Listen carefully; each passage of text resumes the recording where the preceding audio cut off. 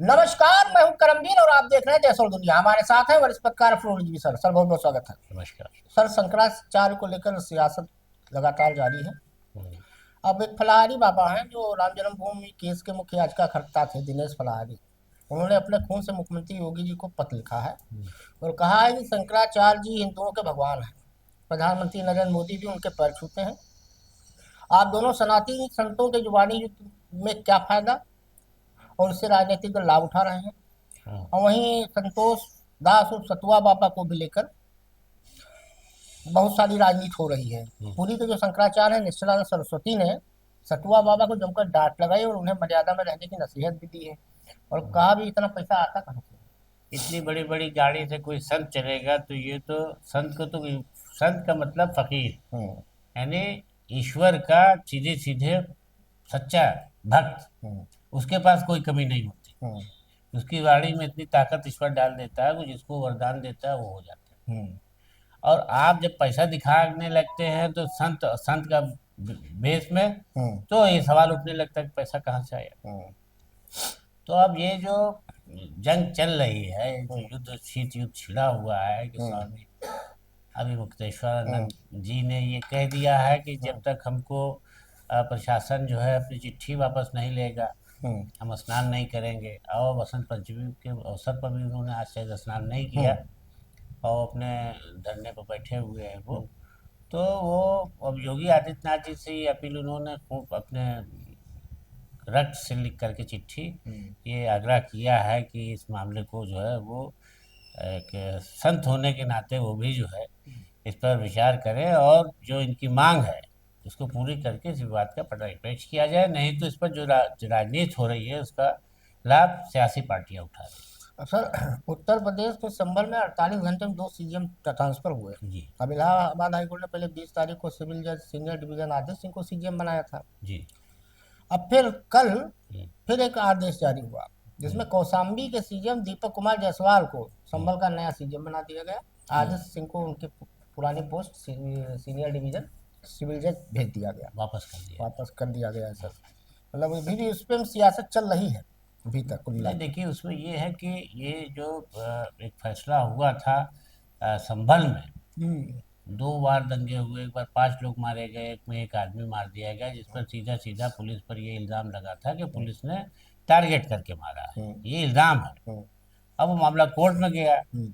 तो जो सीजीएम साहब थे जिनको जिनको हटाया गया है अभी, हम्म। तो उन्होंने उसको जो प्रेमा फेसी उसके मेरिट थी केस की, तो उन्होंने देखा कि इसमें तो पूरी तरीके से ये संदेह उत्पन्न हो रहा है कि पुलिस की कार्रवाई से ये मरा हम्म। है। हम्म। तो उन्होंने उस पर जो है उनके खिलाफ एफआईआर का आदेश दे दिया। हम्म। तो आदेश देना था कि उस पर बवाल मच गया। बवाल क्या ऐसा मचा कि बेचारे को हम्म। आर्डर आर्डर हम्म। और ट्रांसफ़र आर्डर आ गया। हम्म। उन्होंने आर्डर आर्डर किया हम्म। और उनका ट्रांसफ़र आर्डर आ गया। हम्म। तो अब वो तो चले गए, लेकिन वकीलों का बवाल शुरू हो गया।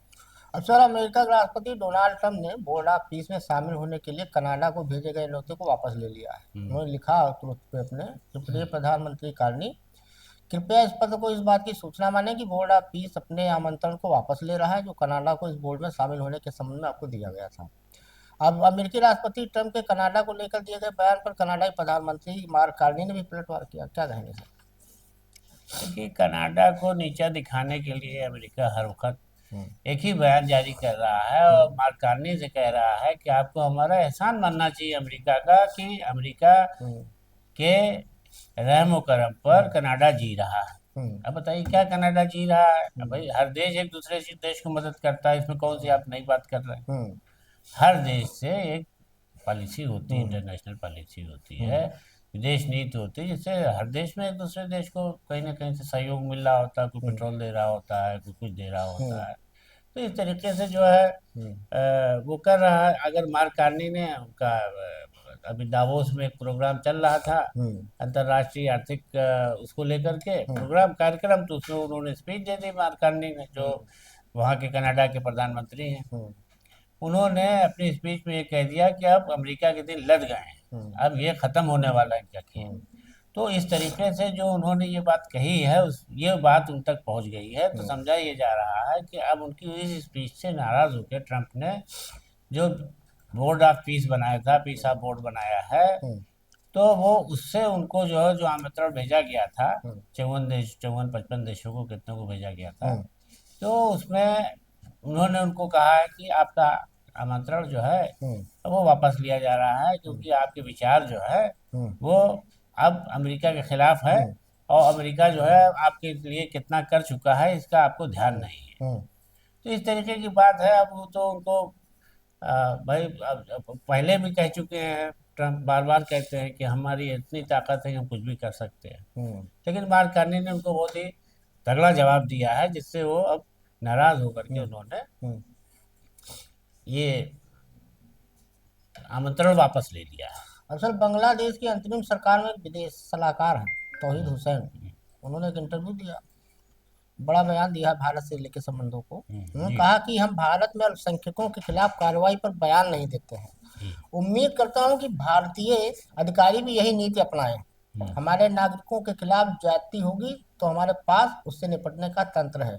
भारत अपने अल्पसंख्यकों का ध्यान रखे तो ज्यादा अच्छा है, हम हम्म। अपना काम खुद कर लेंगे। क्या कहेंगे सर? नहीं देखिए, ये इधर जो है वो अभी बांग्लादेश ने एक अपनी वो जारी किया था, बयान भी जारी किया था। हम्म, ये इंटरनेशनल लेवल पे ये बात उठने लगी थी कि बांग्लादेश में हिंदुओं को, सनातन धर्म के जी, सनातनी हिंदुओं को मारा जा रहा है और पर जुल्म ढाया जा रहा है। हम्म, इस तरह के इल्ज़ाम, इस तरह की घटनाएं वो सोशल मीडिया पर भी दिखाई जाने लगी। हम्म, तो उस पर वो सर्वे कराया वहाँ की सरकार ने, जो वहाँ की कारगुजार सरकार है। और हम्म, तो उसमें ये आया उभर करके कि ये सारी घटनाएं हिंसा की वो घटनाएं हैं जो कि व्यक्तिगत तौर हम्म, पर एक दूसरे की मारपीट होती है, हम्म, उसका कहीं ये टारगेट करके, मतलब सांप्रदायिक हिंसा हम्म, नहीं है हम्म, कि हिंदू को टारगेट करके मुसलमानों को मारा हम्म, है, ऐसा नहीं। हम्म, ये बांग्लादेश का दावा था। हम्म, लेकिन बहरहाल जो घटनाएं हुई से भारत चिंतित था, भारत ने अपनी बात कही है। हम्म, तो अब वो ये कह रहे हैं कि नहीं, ऐसा नहीं है, और आप भी जो है वो इस पर हमारे साथ सहयोग करें, हम्म, और हर देश जो है वो एक दूसरे के प्रति जो रहता है। अब इनका पाकिस्तान से भी सहयोग बहुत बढ़ रहा है हम्म, बांग्लादेश का। जी, शेख हसीना के दौर में बिगड़ गया था, अब उनका इल्ज़ाम है कि शेख हसीना ने जानबूझ के बिगाड़ा था। हम्म, अब पाकिस्तान से बना रहे हैं, लेकिन हम चाहते हैं भारत से भी हमारे संबंध बने रहें, हम्म। और अल्पसंख्यकों पर कोई ज्यादती यहाँ नहीं की जा रही। अब सर, महाराष्ट्र के छत्रपति संभाजी नगर में एक महिला के साथ धोखाधड़ी और पीड़न का बेहद गंभीर मामला सामने आया। हम्म मामला यह था कि शादी हुई 2025 में, मई में। हम्म अब शादी कराई गई, हम्म उसके बाद उसे लगातार मानसिक और शारीरिक प्रताड़ना झेलनी पड़ी। इस मामले में एफआईआर भी छावनी पुलिस स्टेशन में हुई है, पति समेत ससुराल के 10 लोगों पर। हम्म और पता चला युवक नपुंसक था हम्म। और उससे पैसे की भी डिमांड की गई थी। क्या कहेंगे सर? नहीं देखिए, ये मामला तो ऐसा है कि शादी तो हुई हम्म, उसकी, हम्म, और वो 32 साल या 35 साल की हम्म, महिला है जिनकी शादी हुई है हम्म, जिस आदमी से। तो वो जो पति पत्नी, भाई विवाह होता है तो पति पत्नी के रूप में लोग साथ में रहते हैं। हाँ, तो वो उसके पति की हरकतें या जो वो आचरण था उसको कुछ समझ में नहीं आया कि हम पत्नी हैं तो हमारे साथ इसको जो है उस तरीके से पेश हम्म, आना चाहिए हम्म, जैसे पति पेश आता है।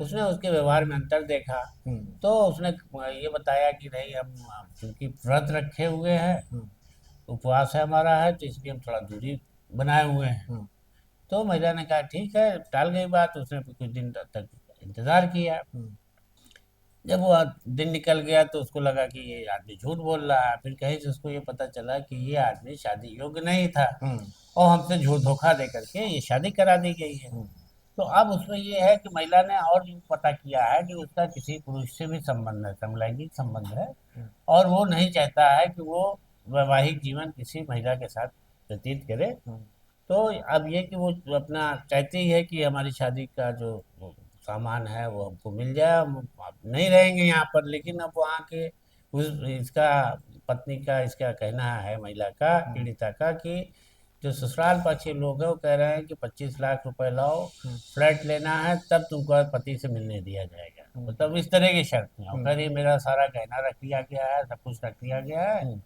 ताकि मैं भाग के आ ना सकूं अपने घर। हम्म, तो इस तरीके से उसका उत्पीड़न हो रहा है। और अभी उसने जो है जब बहुत तंग आकर के पुलिस में दी है, तो पुलिस ने हम्म, उसके ससुराल पक्ष के लोगों के खिलाफ हम्म, मुकदमा दर्ज कर लिया है और हम्म, छानबीन शुरू कर दी है। तो देखिए क्या होता है उसमें, क्या न्याय होता है, लेकिन बहरहाल अब उसने न्याय की गुहार पुलिस से करी। तो आज के लिए इतना ही, धन्यवाद।